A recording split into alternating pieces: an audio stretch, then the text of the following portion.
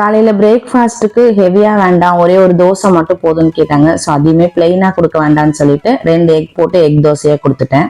ஆஃபீஸ்ல மீட்டிங் இருக்கிறதால லஞ்சும் வேண்டாம்னு சொல்லிட்டாங்க. அண்ட் ஆஸ் யூஷுவல் எப்பயுமே ரெடி பண்ற மோரும் தான் ரெடி பண்ணிட்டு இருந்தேன்.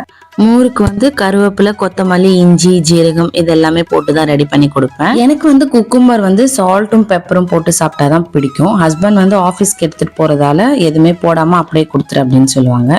எல்லாமே ரெடி பண்ணி பேக் பண்ணி கொடுத்துட்டேன். ஹஸ்பண்ட் ஆஃபீஸ் கிளம்புனதுக்கு அப்புறம் நானுமே என்னோட பிரேக்ஃபாஸ்ட் முடிச்சுட்டு சரி பூஜை போட்டுடலாம் பாபாக்குன்னு சொல்லிட்டு அதுக்கான வேலையை தான் பார்த்துட்டு இருந்தேன். பூஜா ஐட்டம்ஸ் பொறுத்த வரைக்கும் நான் நிறைய ஐட்டம்ஸ் வந்து வச்சிருக்கிறது இல்லை, எல்லாமே வந்து கொஞ்சமா பேக் பண்ணி வச்சுட்டேன். ஸோ மினிமலா வச்சுக்கிட்டோம்னா எனக்குமே ரொம்ப ஈஸியா இருக்கும். ஸோ எனக்கு எப்போ தோணுதோ எடுத்து வாஷ் பண்ணி அழகா சிம்பிளா பூஜையும் போட்டுடலாம். ஸோ ரொம்ப நிறைய வச்சிருந்தோம்னா அது எனக்கு மெயின்டைன் பண்றதுக்கும் கஷ்டமா இருக்கும். வீடியோ ஃபர்ஸ்ட் டைம் பாக்குறீங்கன்னா சேனல் சப்ஸ்கிரைப் பண்ணிக்கோங்க. நாளைக்கான vlogல பார்க்கலாம். பாய்.